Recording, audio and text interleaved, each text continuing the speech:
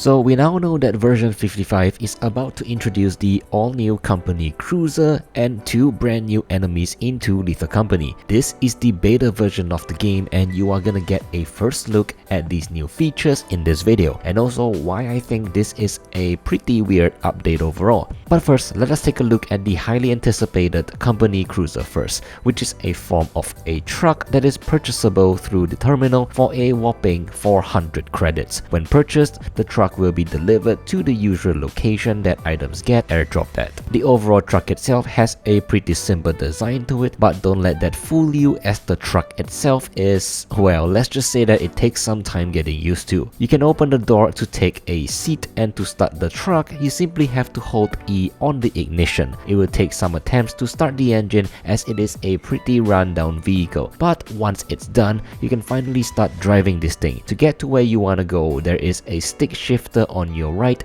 with P for parking, R for reverse, and D for drive. You go into P if you want to park the truck and don't want it sliding off slopes. Drive and reverse are pretty self-explanatory, as all you need to do is to press W to either move forward or backward depending on what you selected, and press the S key to simply brake. Again, it takes some time getting used to driving this beast around, as it can be very useful at certain scenarios such as the backside, where there's a huge space for you to place any objects you want, and even heavier ones like the V engine for example. Great for transporting many things at once from the entrance to the ship. Oh, and before I forget, you can honk and turn on the radio as well in case you're bored of role-playing as a delivery man. Now, while driving the truck, you can run through the trees and even kill enemies with it, but do be careful as it is extremely fragile. Furthermore, it will attract unwanted attention even with the engine turned off, so you're not really in the safest spot while in it. And it doesn't help the fact that it explodes really easily and can kill you almost immediately. When you see it smoking, that's usually a sign of danger. But when all hope is lost and you have to abort,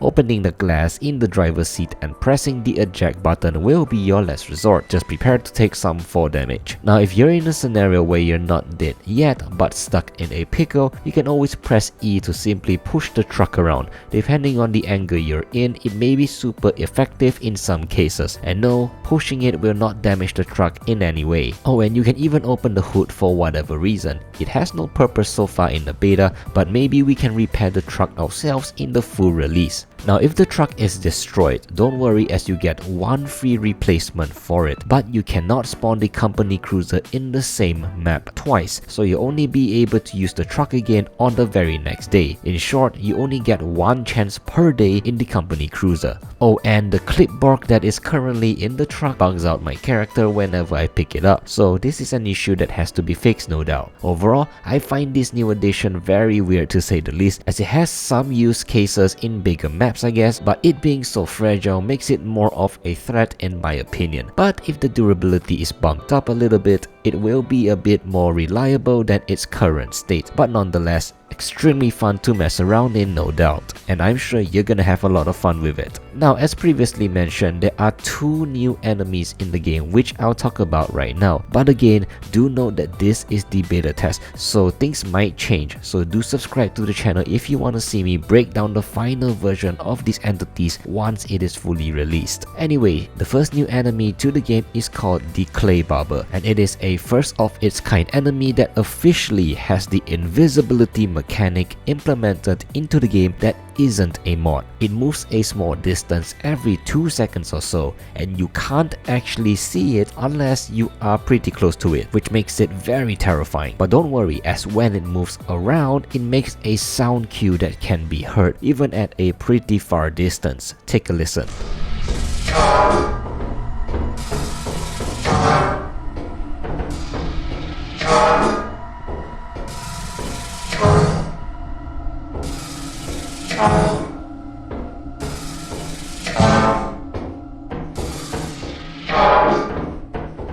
Now, it can be detected on the radar as a red dot as well, so anyone at the ship monitoring can see where it is. People have also mentioned that you can kill it, but it seems pretty difficult for me to do so even with a shotgun, so be wary of that. Plus, you can actually use the radar booster to ping to stun it as well. You'll want to keep your distance from the Barber as it can one-shot you if it touches you, slicing your body in half, which is probably the most gruesome death animation by far. Currently, the model of the body is also pretty weird, which is like a clay-like feature, so no one is sure whether this is the final design or a placeholder for now. But overall, this is a pretty cool entity, very unique and definitely one of the scariest official monsters so far. As for the second enemy added into version 55, it is called the Kidnapper Fox. Now unlike the Clay Barber, this is an outdoor enemy. This enemy aims to grab you with its tongue when you're least expecting it and will try to pull you towards a new outdoor vine branch, which is practically the spawn point and home to the Kidnapper Fox. While it is pulling you, not only can other players hit the tongue to detach you from it, but you can also run the opposite way to resist, and eventually it will give up and let go of you. But if it does bring you to its bush, it will kill you in one hit, so make sure to stay away from it. I'm not sure why it doesn't kill me in my testing though, as it could be bugged out from the footage you see right here. But yeah, I find this to be a really cool new outdoor threat, and hopefully things get smoothened out in the final release. Oh, and I also realized that it is actually pretty shy and will not approach you if you're looking at it, so maybe that's one way to counter it. And remember about the vine branch that I talked about, the one with the spawn point and its home? Well, there's actually a new item called the Weed Killer, which costs about 60 credits, and you can actually use that to actually destroy the vine branch. But in my opinion, it is pretty damn expensive at about 60 credits again, and its ammo is very limited. It takes a lot of spray to destroy just one vine branch, so I'm not even sure whether this is worth buying yet, but it seems to be so if you want to stop them from spawning in. Just keep in mind that it might burn through your credits really quickly. The range of the Weed Killer is extremely short as well, as you practically have to be standing right next to it. But yeah, again, a very cool fun addition to the outdoor gameplay. Now, with all the new features showcased, why do I feel this update is quote-unquote weird? Well, I actually meant it in a good way. While yes, some of these new things are still really buggy, which of course explains the beta test,